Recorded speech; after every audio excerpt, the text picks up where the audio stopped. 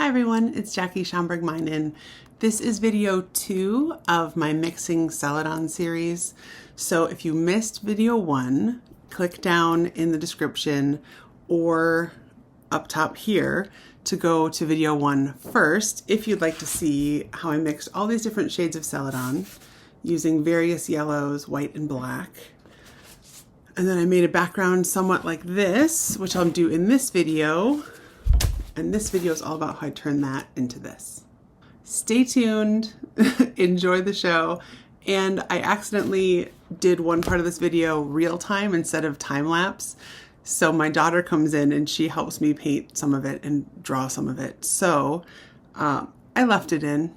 If you don't like it and you're not interested, just skip to like 3 minutes past when that part starts. This video starts off with me in the little picture-in-picture.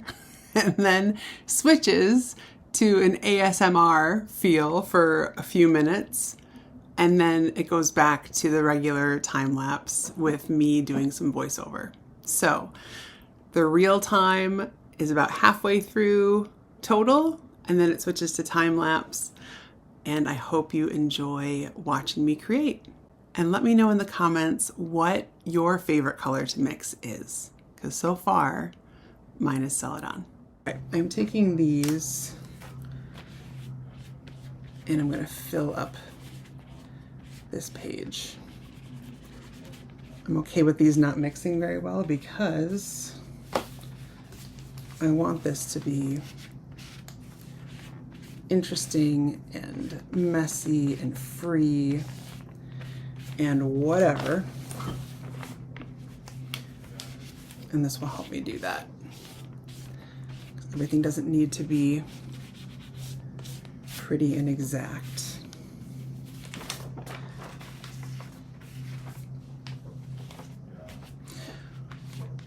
And again, this is just to be a background. This is just when I want to start with something that's not white. I can grab this page. I already have a ground ready. I can even carve into this.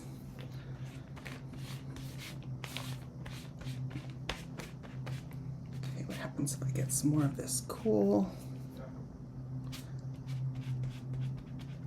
This blue-green is interesting because it brings out all the warmth of the others. And even though on its own, on a piece of paper, you wouldn't necessarily call it out as super blue, it's pretty blue in this experiment. What am I missing? I'm missing this yellow ochre bit. And again, this is warm, especially compared to the others.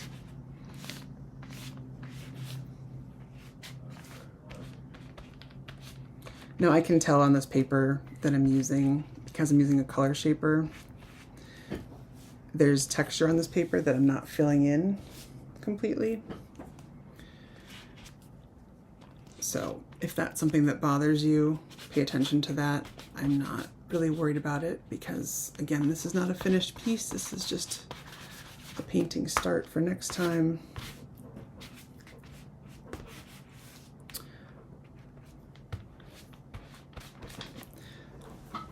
All right, so look how interesting this is.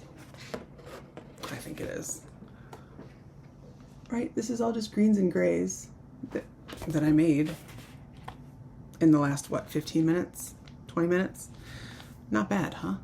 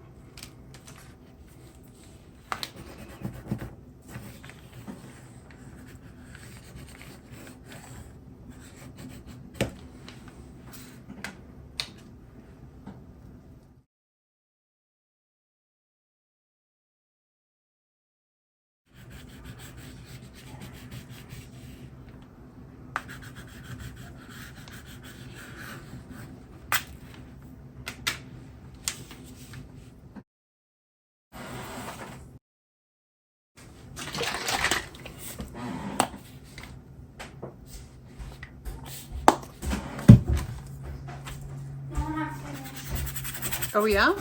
Can I see it? I do. Can I?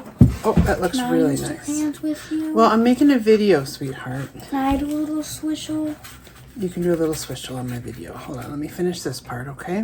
What color do you want to use? I was thinking maybe like a magenta or... Yeah, magenta. Okay. So let me finish this part, okay? So I'm just spreading the color around here. Okay, so...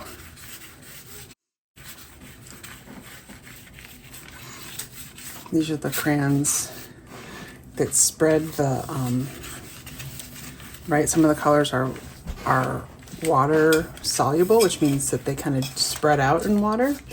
And then some of the crayons, like this one, does not spread out in water. That's why I have, they're both different. So what one do you want to use? One that is spread out in water or not spread out?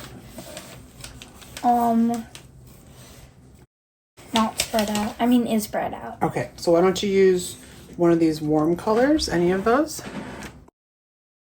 Okay, and then scribble somewhere like up in this section, okay? Yeah, that's all wet. It's just only touch the crayon.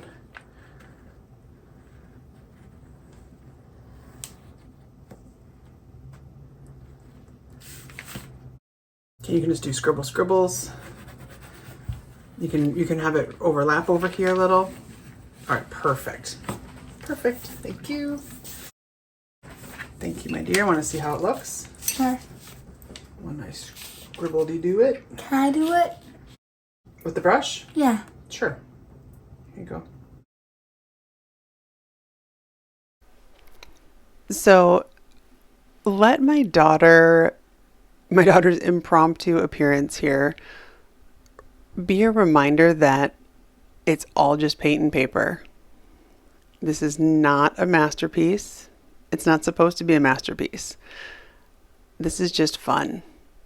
And the more fun I have making something and the more free I am, and I would suspect the more free you are, the more fun you're going to have and the more compelling your art will be. I think we've all have, back before I had kind of my own style and I was still just trying things on, I would come back to some art pieces and be like, oh my gosh, that, whatever I did there, like I just need to make more of those.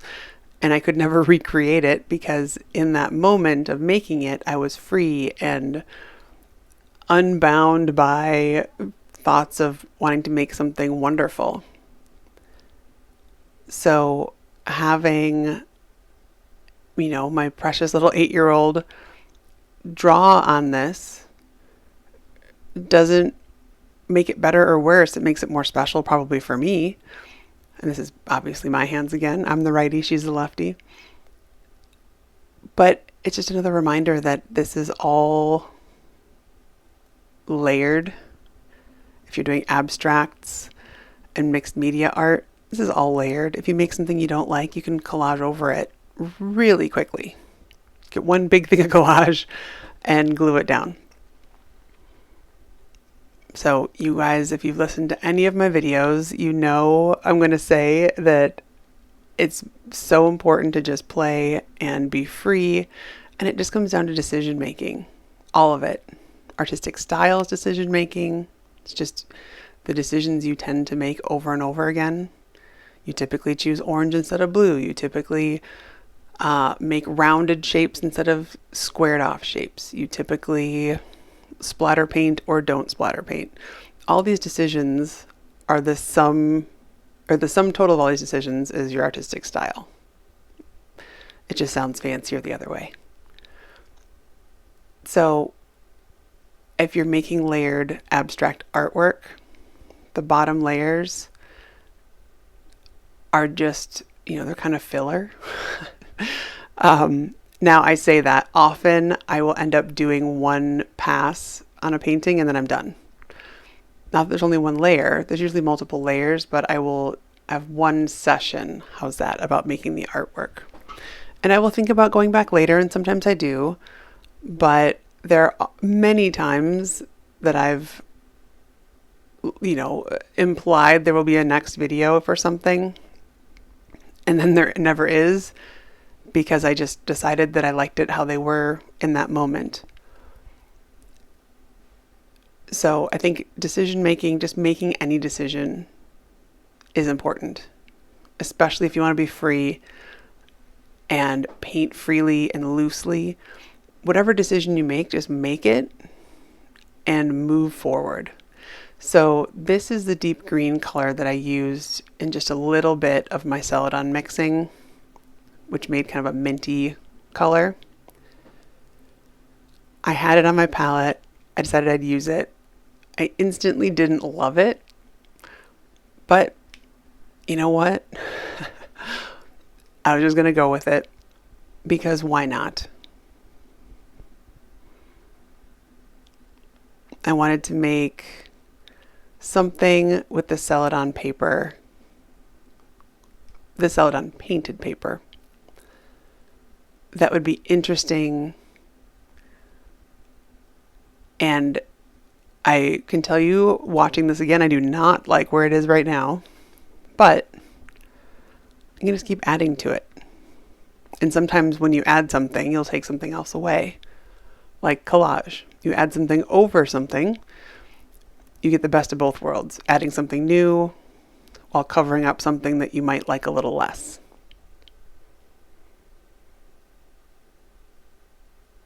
Obviously featured here are my Neocolor crayons. As you heard me explain to my daughter, I have both sets here, Neocolor 1 and 2. I really love playing with these crayons. I'm really in a Neocolor zone right now. You've probably noticed. It's just fun to get such concentrated pigments, and they go exactly where I want them. And here I'm using gloss medium to, one, set the Neocolor 2 crayons, but also just to kind of blend them into a glaze around that shape. And then whenever it dries, that color will be set and no longer water soluble.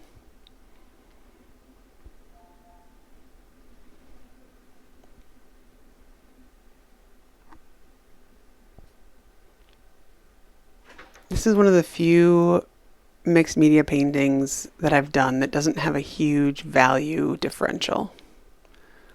This is very mid-tone right now, all over it. There's no really light lights, there's no really dark darks. At some point I realize that, and I go a little bit lighter and a little bit darker. But I'm looking at the finished piece right now, and it's still not super light light and super dark dark. At least not for me, right? There's no black or white in this.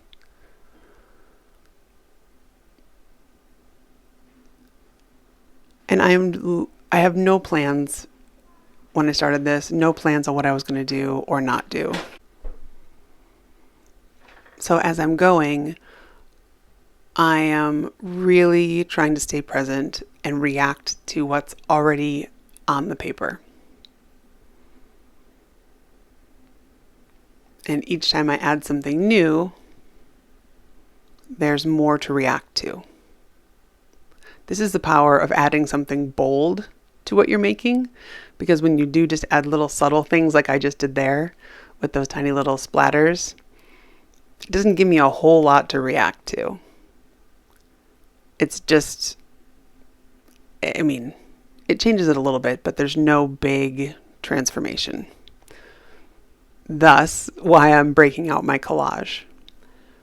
Collage is one of the things I use to make big, or at least bold, changes to something. It gives me more to react to, and I just think it's fun. And that's some tissue paper, so even though it doesn't show up well on camera, it's just a little bit translucent, even though it's, there's kind of a cream colored paint on there along with the orange lines. This is obviously tissue again. The placement of your collage pieces will make a huge difference in your art. All of the action tended to be in that upper right quarter of this board or this paper. I wanted to have something to move your eye around, so I put those orb shapes down in the lower left, but they're not, I mean, they're more subtle than just black circles would have been. But they don't take a whole lot of attention away from that upper right quarter.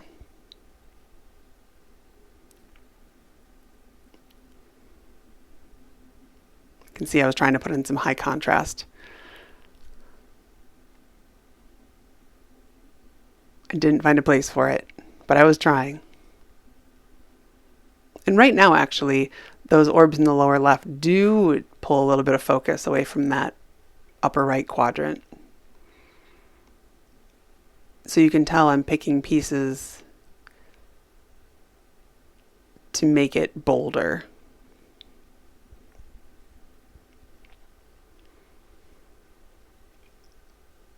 That is a bold choice. Did not end up going with it, but that's a bold choice.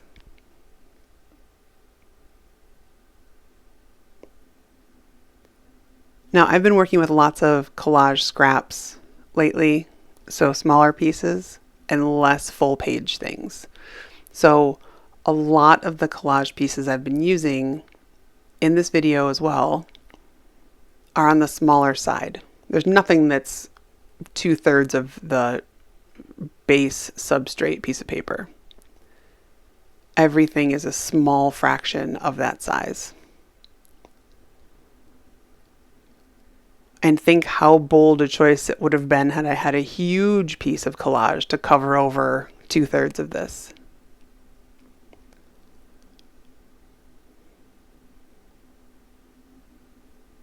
So this piece I really liked because of the dark value of that dark blue.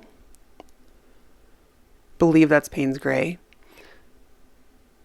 And I also liked how the color changed then to that Celadon red orangey color.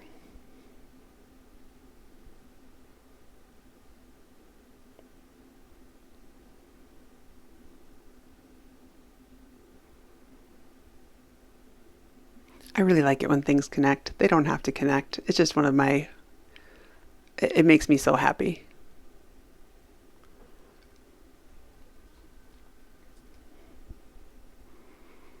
So just by adding this dark value change, see how it defines that upper right area a bit more and kind of makes it stick out?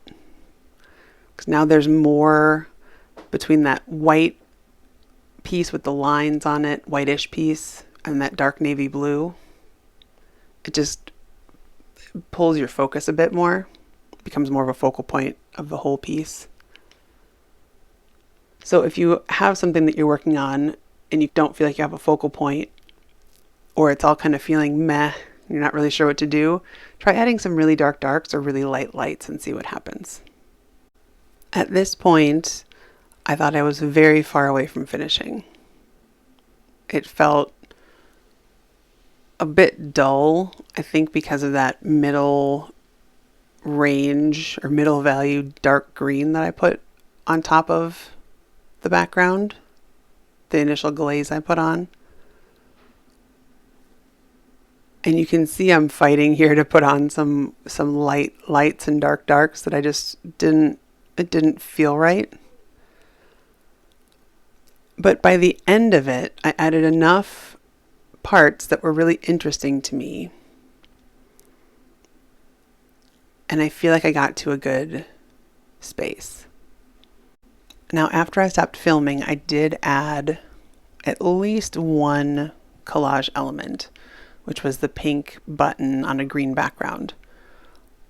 Really liked that. And I think that gave me another bright part here to focus on. And I think I'm going to leave it how it is. So go play around, have fun, mix some colors, and let me know what your favorite color is to mix in the comments.